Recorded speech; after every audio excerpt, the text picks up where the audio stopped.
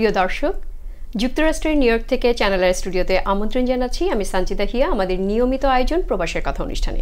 এই আয়োজনে আজ আমার সাথে রয়েছেন রিয়েলটর মাহফুজুর রহমান। আপনাকে স্বাগত আমাদের স্টুডিওতে। কেমন আছেন? ধন্যবাদ, আপনাকে। ভালো আছি। একটু জানতে চাইবো আপনার কাছে, যেহেতু আজকে আমরা বাড়ি বেচা কেনা নিয়ে একটু কথা বলবো এই সংক্রান্ত, আপনার কাছে কি মনে হয় যে কোন সময়টা যারা বাড়ি কিনতে চাচ্ছে তাদের জন্য এই সময়টা ঠিক আছে, নাকি কোন সময়টা তাদের জন্য পারফেক্ট? সবার প্রশ্ন একটা, বাড়ি কেনার অথবা বাড়ি বিক্রি করার সঠিক সময় কোনটি।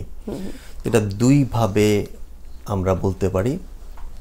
একটা হচ্ছে বাড়ি বিক্রি করা, আর বাড়ি কেনার আসলে সঠিক কোনো সময় নাই। আপনার যখন প্রয়োজন তখনই আপনার কিনতে হবে। অনেকে বলে যে হয়তো উইন্টার এই সময়টা বাড়ি কেনার জন্য পারফেক্ট না, সামারে হয়তো পারফেক্ট সময় বাসা কেনার জন্য। বাট এখন তো কিছু রুলস বোধহয় চেঞ্জ হয়েছে, রিয়েলটর যারা আপনারা রিয়েলটরের সাথে যুক্ত আছেন, তো সেই রুলসগুলা সম্পর্কেও যদি একটু বলেন। রুলসগুলোর আগে আমি বলতে চাচ্ছি যে আপনার সেই আগের কথাটাই আসছি যে বাড়ি কেনার সঠিক সময় কোনটি। আপনি যখন লোনের জন্য, যদি আপনি দুইভাবে বাড়ি কেনা যায়, একটা হচ্ছে আপনি ক্যাশ সম্পূর্ণ টাকা দিয়ে বাড়িটা কিনলেন, আরেকটা হচ্ছে আপনি ব্যাংকে থেকে লোন নেবেন, কিছু পরিমাণ আপনি ডাউন পেমেন্ট দিবেন, বাকিটা হচ্ছে আপনার লোনে কিনবেন। তো লোনের জন্য সবাই সবসময় অ্যাপ্রুভ হয় না। যখনই আপনি অ্যাপ্রুভ হবেন তখনই আপনার জন্য বেস্ট সময়। আজকে আপনি অ্যাপ্রুভ হচ্ছেন, কালকে নাও হতে পারে, কালকে আপনার কাজটা নাও থাকতে পারে, তখন আপনি ইনকাম নাই, আপনার বাড়িটা কিনতে পারছেন না। এটা হচ্ছে যারা কিনবে এটার জন্য। আরেকটা হচ্ছে ইনভেস্টর, তাদের জন্য অনেক ব্যাপার ক্যালকুলেশন করতে হবে, মার্কেট অ্যানালাইসিস করতে হবে অনেক বেশি, এবং তাদের একটা হচ্ছে ফোকাস করতে হবে কত দিনের জন্য বাসাটা কিনছে অথবা ইনভেস্ট কত দিনের জন্য ইনভেস্ট রাখবে। সো তাদের জন্য হচ্ছে তাদের অনেক চিন্তা করতে হবে কি পরিমাণ আমি এখানে কস্ট যাচ্ছে, কতদিন এটা থাকবে, এই প্রজেকশনটা তাদের থাকতে হবে। এটার জন্য একটা রিয়েলটরের সাথে যোগাযোগ করেন ওনারা, এই প্রজেকশনটা আমরা রিয়েলটররা আমরা ইনভেস্টরদের দিয়ে থাকি আর কি। এই জন্য বললাম যে দুইটা, যারা হচ্ছে থাকার জন্য কিনবে, ইনভেস্টমেন্টের জন্য কিনবে। তেমনি হচ্ছে বিক্রি, কেউ ইনভেস্ট করে বাড়িটা কিনছে এবং সেটা প্রফিট সহকারে বিক্রি করছে, কখন বিক্রি করার বেস্ট টাইম সেটা তাদের জন্য একরকম। আর হচ্ছে আপনি আপনার বাড়িটা হয়তো কিনবেন, কিনে অন্য জায়গায় মুভ করবেন, তখন আপনার কোনটা বেস্ট টাইম, সেটা হচ্ছে আপনার প্রয়োজন আজকে বিক্রি করতে হবে, আপনার কালকে কিনতে হবে। তো সেইভাবে আমরা বলতে পারি যে আসলে বাড়ি বেচা কেনার সঠিক সময় পারসন টু পারসন ভেরি করে। রাইট, থ্যাংক ইউ আপনাকে, ধন্যবাদ। তো আর একটু জানতে চাই যে যারা বাড়ি কিনবেন, লাইক ধরেন আমি কিনতে চাচ্ছি, এখন আমার বাড়ি কিনতে হলে প্রথমে কোন কোন জিনিসগুলো আমার প্রয়োজন? আমি একটা বাড়ি কিনবো, রাইট, আমার কিছু পেপারস, কি কি ডকুমেন্টস লাগবে যে একটা বাসা কিনতে হলে একজন, সেইটা সম্পর্কে যদি একটু বলেন। এটা হচ্ছে ডকুমেন্ট। একটা হচ্ছে আপনার প্রথমে মাইন্ডসেট করতে হবে আমি বাড়ি কিনবো। এতে হচ্ছে আপনার বাড়ি কেনার জন্য অর্ধেক আগায় গেলেন। যদি আমি এটা একটা লং জার্নি বলি, 1 to 100, যখনই আপনি ডিসিশন নিলেন যে আপনি বাড়ি কিনবেন, তখনই আপনি 50 পয়েন্ট লেভেল আপনি রিচ করে ফেললেন। বাকিটুকু হচ্ছে আপনার পেপার ওয়ার্ক অথবা আপনার ইনকাম। তো বাড়ি কিনতে গেলে তো টাকা লাগবে, ফ্রি তো আর কেউ বাড়ি দিবে না। সেই টাকাটা হচ্ছে আপনার মান্থলি কি পরিমাণ ইনকাম অথবা ইয়ারলি যে ইনকামটা, আর আপনার যে পরিমাণ ঋণ আছে সেই ইনকাম আর ঋণের যে রেশিওটা, এইটাকে আপনার লোনের জন্য কভার করে কিনা দেখতে হবে যে আপনি কত পার্সেন্ট ডাউন পেমেন্ট দিচ্ছেন। যদি পুরো জিনিসটা হচ্ছে একটা লোন অফিসারের কথা, কিন্তু আমরা অ্যাজ এ রিয়েলটর আমাদের প্রত্যেকটা জিনিস জানতে হয়, বলতে হয় আমাদের ক্লায়েন্টদের, সেই জন্য আপনার ইনফরমেশন দিচ্ছি। এটা হচ্ছে কেউ যদি ধরেন, আমি সিম্পল ভাবে বলি আমাদের দর্শকদের বোঝার জন্য, যারা কিনবে তারা সহজে বোঝার জন্য, ধরেন আপনি 100 টাকার একটা বাড়ি কিনবেন, আপনি কেনার সময় আপনি 50 টাকা দিয়ে দিচ্ছেন, আর 50 টাকা রয়ে গেল। এই 50 টাকা আপনার লোন পাওয়ার জন্য আপনার ইনকাম হয়তো আপনার বছরে আপনার 20 টাকা ইনকাম হলেই হচ্ছে, কিন্তু আপনি যদি মাত্র 5% মানে 5 টাকা ডাউন পেমেন্ট দেন, তাহলে 95 টাকা লোন পেতে হলে আপনার কিন্তু ইনকাম আর অনেক বেশি থাকা লাগছে, ইনক্রিজ করতে হবে। সেই জন্য আপনি দেখতে হবে আপনি ইনকাম কত, আপনি কি বড় ধরনের কোনো লোন আছে নাকি। অনেকের কার থাকে, ধরেন একটা গাড়ি কিনলো, তার গাড়ির মান্থলি তার ইনস্টলমেন্ট অনেক বেশি, তখন কিন্তু তার ইনকাম আর রেশিওটা কমে যায়, মানে তার ইনকাম আর ডেপ্থের রেশিওটা যেটা হচ্ছে সেইটা কভার করে না লোনের জন্য। তো সেটাও দেখতে হবে। আরেকটা হচ্ছে অনেকের প্রশ্ন থাকে, আমি তো সিটিজেন না, আমি তো গ্রিন কার্ড হোল্ডার, আমি কি বাড়ি কিনতে পারবো? আমি আপনাকে করতাম, হ্যাঁ, অনেকে কিনতে চাচ্ছে, বাট হয়তো কেউ যদি সিটিজেন না হয় বাড়ি কিনতে পারবে, গ্রিন কার্ড হোল্ডার হলে বাড়ি কিনতে পারবে না। কিন্তু কেউ যদি ধরেন তার কাছে ক্যাশ আছে, মানি আছে, তারা কিনতে মানে হয়তো এট এ টাইম পে করে বাসাটা কিনতে চাচ্ছে, সেক্ষেত্রে কিন্তু তাদের সিটিজেনশিপ নাই বা তাদের গ্রিন কার্ড নাই, সেক্ষেত্রে কি এটা মানে বাড়ি কেনার ব্যাপারটা কি কিনতে পারবে তারা? এই ক্ষেত্রে হচ্ছে অনেকে বিভিন্নভাবে এটা করে থাকে। একটা হচ্ছে কেউ একটা ব্যবসা হিসাবে বাসাটা কিনে, আমাদের এখানে কিন্তু ইনভেস্টমেন্টের একটা পলিসি আছে, হ্যাঁ, EB5 এরকম বিভিন্ন ইনভেস্টমেন্ট করে অনেকে, তো সেই ইনভেস্টমেন্ট হিসেবে বাড়িটা কিনতে পারে। আর হচ্ছে কেউ যদি সিটিজেন না, গ্রিন কার্ড হোল্ডার না, এখানে কোনো ওয়ার্ক পারমিটও নাই, কিছুই নাই, তখন কি তারা বাড়ি কিনতে পারে? আপনার কোশ্চেনটা এটা ছিল। আচ্ছা, এইটার জন্য তার হচ্ছে পুরো ব্যাপারটা হচ্ছে লিগ্যাল ব্যাপার। এখন আপনি ধরেন বাড়িটা কিনলেন, আপনি ক্যাশ টাকা দিয়ে বাড়িটা কিনলেন, এখন আপনি যদি দেশে থাকতেই না পারেন তখন আপনি করবেনটা কি বাড়িটা দিয়ে? এটা কি প্রাইমারি হোম হিসাবে বাসাটা কিনতেছেন নাকি? আপনার যদি থাকার পারমিশন না থাকে তাহলে তো আপনার এটা প্রাইমারি হোম হচ্ছে না। এই ব্যাপারটা সম্পূর্ণরূপে তার বর্তমান কন্ডিশনের উপরে ডিপেন্ড করে, তো ওনার একটা অ্যাটর্নির সাথে যোগাযোগ করতে হবে। সেই অ্যাটর্নি ওনাকে বলবে যে হ্যাঁ আপনার এই পেপারস গুলো আছে, আপনি এইভাবে একটা ব্যবসা প্রতিষ্ঠান হিসাবে আপনি কিনেন। কিন্তু ওনারা হচ্ছে বাইরের যারা এই দেশের নাগরিক না, তারাও বাড়ি কিনতে পারবে। অনেক ক্ষেত্রে হচ্ছে পুরাটা ডিপেন্ড করে তার হচ্ছে ফোকাসটা কি জন্য বাড়িটা কিনছে। প্রাইমারি রেসিডেন্ট হিসেবে তো হবে না, তাহলে সেটা কি ইনভেস্টমেন্ট হবে, অথবা এটা কি তার হচ্ছে কোনো ব্যবসার কোনো এক একজন তো ব্যবসার অনেকগুলো থাকে, ধরেন উইং থাকে, ধরেন তার একটা এলএলসি করা অথবা একটা ব্যবসা প্রতিষ্ঠান, সেটার মধ্যে সে তো হচ্ছে রিয়েল এস্টেটে তার এইটা ইনভেস্টমেন্ট। যদি সে লিগ্যাল না হয়, তার সিটিজেনশিপ না থাকে, দ্যাট মিন্স তারা কিনতে পারবে। বাট সে যদি নাই থাকতে পারে, আপনার অ্যানসারটা ছিল এটা যে নাই যদি থাকতে পারে বাসা, সেই ক্ষেত্রে তো কোনো প্রাইমারি কি জন্য কিনছে সেটা হচ্ছে মূল ব্যাপার। ইটস ওকে, এটা আমরা জানলাম আপনার কাছ থেকে। তো একটু জানবো যে বাড়ি গভর্নমেন্ট থেকে, এনআইসি ডিপার্টমেন্ট থেকে আমরা শুনেছি যে কয়েক মাস আগে হয়তো চেঞ্জ হয়েছে কিছু নিয়ম কানুন, বাড়ি বেচা কেনা এসব বা ইন্টারেস্ট রেট, সে সম্পর্কে একটু যদি বলেন।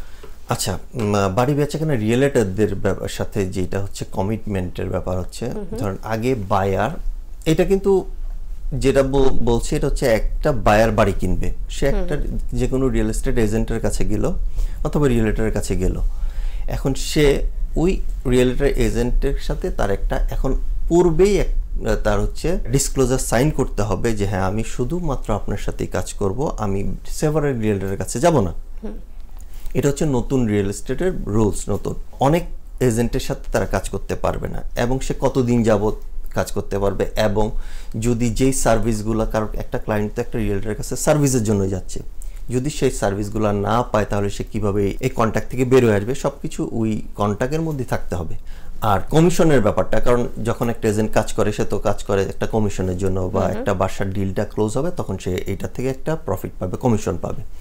আগের ব্যাপারটা ছিল কমিশনটা বেশিরভাগ ক্ষেত্রেই 95% ক্ষেত্রেই এই কমিশনটা দিতে হচ্ছে যে বাড়ি বিক্রি করবে, সেলার। আচ্ছা, বায়ার যদি 5% দিত তো সেলার 95%, এটা ব্যাপারটা এরকম না। এটা হচ্ছে যে আগে বাড়ি আপনি বিক্রি করবেন, ধরেন একটা বাড়ি আপনি 500,000 টাকা বিক্রি করবেন, বললেন যে আমি 1% কমিশন দিব অথবা 2% কমিশন দিব অথবা 3% কমিশন, হোয়াটএভার, এটা আপনি একটা এজেন্টের সাথে যোগাযোগ করলেন, হ্যাঁ আমি বাড়িটা বিক্রি করব, তখন হচ্ছে এজেন্ট বললো যে 4% কমিশন দিবে, আমি বাড়িটা বিক্রি করে দিব। ওই কমিশনটা হচ্ছে সেলার যে এজেন্ট নিয়োগ করলো সে, আর যে বাড়ি যে কিনবে সে যে এজেন্ট নিয়ে আসলো, তাদের মধ্যে স্প্লিট করতো। আচ্ছা, মানে সবসময় কমিশনটা দিত সেলার, আর এইটা ভাগ করে স্প্লিট করে নিত হচ্ছে সেলারের এজেন্ট মানে লিস্টিং এজেন্ট, আর হচ্ছে বায়ার্স এজেন্ট, মানে এজেন্টদের মাঝে এটা হচ্ছে না। এখন নতুন নিয়মে বায়ার দিবে বায়ারের এজেন্টের কমিশন। আচ্ছা, ধরেন ওই 500,000 টাকার মধ্যে যদি বলে না আমি তোমাকে 2% কমিশন দেবো, তাহলে এই 10,000 টাকা দিবে বায়ার নিজে দিবে, আর যে বাড়িটা বিক্রি করতেছে সে যত কমিশনই তার সাথে ডিড হয় সেটা সে করবে। তারপরে কথা আছে, কথা এখানে শেষ না। আচ্ছা, এখন বাড়ি একটা বিক্রি কে চায় যে কত তাড়াতাড়ি বিক্রি করবে, মার্কেটে তো কেউ চায় না। যখন আমি ডিসিশনটা নিলাম যে বাড়িটা বিক্রি করব, যে সেলার জি সে তো চায় বাসাটা তাড়াতাড়ি বিক্রি করতে, বা তার অন্য একটা হয়তো এখান থেকে বিক্রি করে সে ফ্লোরিডায় মুভ করবে, সে তো আর এই বাসাটা মার্কেটে দিয়ে 6 মাস 1 বছর অপেক্ষা করবে না। রাইট, তখন বাড়িটা বিক্রি করার জন্য সেই বলে যে হ্যাঁ দেখো আমি তোমাকে কমিশনটা এত % দিচ্ছি, এবং সেলারের যে এজেন্ট থাকে সে বলে আচ্ছা আমি এই কমিশনটা স্প্লিট করে নিব। আচ্ছা, কিন্তু আগে এটা হচ্ছে আমাদের এই জায়গায় আগে উল্লেখ করা থাকতে হতো আমাদের MLS এর মধ্যে, এখন এটা থাকে না। তখন আমরা নিজেরা এজেন্ট টু এজেন্ট কথা বলে নেই, হ্যাঁ তুমি কি কমিশনটা আমার সাথে স্প্লিট করবা, যদি বলে হ্যাঁ স্প্লিট করবো, তখন আর আমরা বায়ারের কাছ থেকে কমিশনটা নেই না। এখন বায়ার যদি বলে না আমি তোমাকে 2% কমিশন দিব, এখন সেলারের এজেন্ট বললো 1% কমিশন দেবো, সেই 1% আমরা বায়ারের কাছ থেকে নেই। নেগোসিয়েশনের মধ্যে অনেক সময় এখানে আমরা একটু কম্পেনসেশন কমও নিই। এটা ডিপেন্ড করে এজেন্ট আর হচ্ছে ক্লায়েন্টের রিলেশনের উপর, রাইট, সার্ভিস রিলেশন দুইটার উপর। ওকে, ধন্যবাদ আপনাকে। আর একটু জানতে চাই যে এই যে সেলাররা বাড়ি বেচা কেনার ক্ষেত্রে, কেউ হয়তো বায়ার যে বাড়ি তার সাথে সাইন হয়ে গেছে, পেপারস কন্ট্রাক্ট সাইন হয়ে গেছে, অলমোস্ট এগিয়ে গেছে বাসাটা কেনার জন্য, হঠাৎ করে সেলার হয়তো বলল যে না সে সেল করবে না বাসাটা, সেক্ষেত্রে বায়ার কি করতে পারে বা কি করণীয়? এটা কি ও না করে দিতে পারে সেলার যে না করবে না, তো এখানেই স্টপ হয়ে যাবে, না এটা নিয়ে কোনো প্রসিডিউর আছে? প্রসিডিউর আছে, কারণ প্রথমটা বাসাটা কেনার শুরুতেই কিন্তু যতক্ষণ পর্যন্ত না সেলার এবং বায়ার একটা কন্ট্রাক্টে আসছে যে বাসাটা বিক্রি করবে, ততক্ষণ পর্যন্ত তো কোনো এগ্রিমেন্ট হয়নি। তো এগ্রিমেন্টটা হচ্ছে সেই কন্ট্রাক্টটা সাইন করলো, দুইজনই যখন কন্ট্রাক্টটা সাইন করলো বায়ার এবং সেলার, তখন এটা আমরা বলি executed contract. That means execute হলো। যদি সেলার সাইন করে, বায়ার না করলো, বায়ার না করলো, সেলার করে না, ততক্ষণ পর্যন্ত সাইনটা এক্সিকিউটেড না। দুজনকেই সাইন করতে হবে উইথ এজেন্ট, অ্যাটর্নি, যা যা থাকে দুই পক্ষের, সবার এবং সবার ইনফরমেশন সেই কন্ট্রাক্টের মধ্যে থাকে। সাইন করার পরবর্তীতে হলো বায়ার যদি মনে করে যে মাইন্ড চেঞ্জ করে যে আমি বাসাটা কিনবো না, এটা পারবে না। কারণ হচ্ছে সাইনটা করার সময় একটা সাইন আপ মানি অথবা একটা হচ্ছে আর্নেস্ট মানি আমরা জমা দিই, তখন সেইটা লুজ করবে। তো বায়ার যদি মনে করে বাসাটা কিনবে না, তাহলে সে তার ওই মানিটা লুজ করবে। আর সেলার যদি মনে করে আমি বাসাটা বিক্রি করব, না সেটা ঠিক আছে। বায়ার যদি মনে করে আমি বাসাটা এখন নিব না, সেক্ষেত্রে ও যে মানিটা দিয়েছিল সেটা তার লুজ করলো। বাট সেলার যদি বলে যে আমি সেল করব না, কিন্তু সে তো মানি দিয়েছে, সেক্ষেত্রে কি হবে? সেলার কন্ট্রাক্ট থেকে বের হইতে পারবে না। দেন আপনার হচ্ছে লিগ্যাল ডকুমেন্ট আছে, you can go for the court. So hey আমি এই বাসাটা কেনার জন্য আমার এতদিন সময় নষ্ট করেছি, এই পেমেন্ট করেছি, আমি এটার জন্য এই ইন্সপেকশন করলাম, আমি এটা করলাম, তারপর আমি টাইটেল কোম্পানি অলরেডি হায়ার করে ফেললাম, আমি অ্যাটর্নি হায়ার করলাম, সো আমার এই কম্পেনসেশন লাগবে।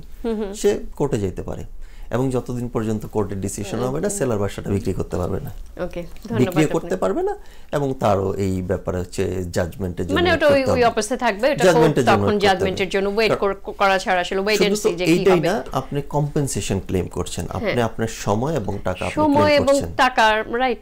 সে তো অনেক এটার পিছনে অনেক ইনভেস্ট করে ফেলেছে অলরেডি। ধন্যবাদ আপনাকে।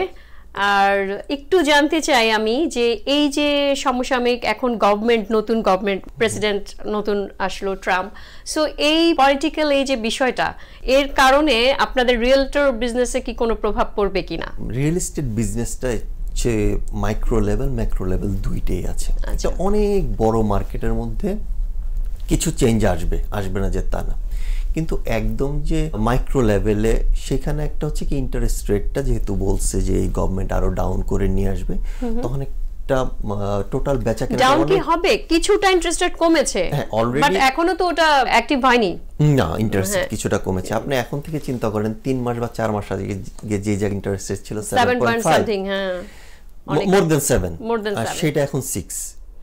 তো আমরা যদি, আমি শুনেছি যে 5 point something এরকম, এটা প্রেডিকশন করে, কিন্তু কেউ একদম বলতে পারবে না। বাট হচ্ছে ইলেকশনের আগে যখন তাদের ম্যানিফেস্টোতে ছিল যে ইন্টারেস্ট রেট ডাউন করে তারা হচ্ছে 4 বা 3.58% নিয়ে আসবে, যেহেতু তারা একটা কমিটমেন্ট করেছিল ইলেকশনের আগে, এবং রিপাবলিকানরা, এবং ইলেকশনে যেহেতু তারা জয়লাভ করেছে, রাইট, এখন তো অবশ্যই তারা হয়তো ওই পর্যন্ত না করতে পারলে সেটা তো তারা চেষ্টা করবে ডাউন করার জন্য। যখনই ইন্টারেস্ট রেটটা ডাউন হয়, যারা বাড়ি কিনে তাদের জন্য যেরকম ভালো, যারা বিক্রি করে তাদের জন্য ভালো। আপনাদের সবার মনে প্রশ্ন আসবে যারা বিক্রি করে তাদের জন্য কেন ভালো, রাইট? আমার এই প্রশ্নটা আমি করছি আপনাকে। অনেক বাড়ি আসে, আচ্ছা, টোটাল ট্রানজাকশন গুলো বেড়ে যায়। সিম্পল করে বলি ব্যাপারটা, ধরেন আমি বাড়ি বিক্রি করব, অথবা আপনি বাড়ি বিক্রি করে আরেক জায়গায় মুভ করবেন, আপনি তখন বাড়িটা বিক্রি করবেন না, কারণ তখন তো আপনি আরেক জায়গায় কিনতে গেলে আপনি ইন্টারেস্ট রেট বেশি দিয়ে আরেকটা বাড়ি কিনতে হবে। কিন্তু আপনার যে বাড়িটা আপনি এখন থাকতেছেন সেটা আপনি হয়তো কোভিড পিরিয়ডে বা এর আগে আপনি কিনছিলেন 4% ইন্টারেস্ট দিয়ে, এখন আপনি বাসাটা আপনারটা বিক্রি করবেন, কিনে কিন্তু 6% ইন্টারেস্টে বাসা কিনতে হবে। আপনি এই জন্য কিনবেন না, আপনি বিক্রি করবেন না। আপনি তখনই বিক্রি করবেন যখন আপনি আরেকটা বাসা হচ্ছে 3.5 বা 4% ইন্টারেস্ট রেটে কিনতে পারবেন, যেটা আপনি কভার করতে পারেন আপনি ইনকামের সাথে। তখন হয় কি বাসা বিক্রিও করে মানুষ বেশি, যারা চিন্তা করে যে মুভ করবো আরেক জায়গা বাড়ি কিনবো, সেই জন্য অনেক বাসা নতুন নতুন বাসা মার্কেটে আসে। আচ্ছা। আর যারা বাসা কিনবে তারা তো কম রেটে, সেই জন্য তারা অনেকদিন ধরে ওয়েটই করতে থাকে যে রেটটা একটু কম, তখন আমি বাসাটা কিনবো। আর হচ্ছে প্রচুর অনেক হচ্ছে বায়ার তখন মার্কেটে আসে, কারণ যার ইনকাম হয়তো একটা ধরেন 100,000 টাকা, সে যেই ধরনের বাসাগুলো পছন্দ করতেছে সেগুলো তার এই ইনকামে হচ্ছে কভার করতেছে না।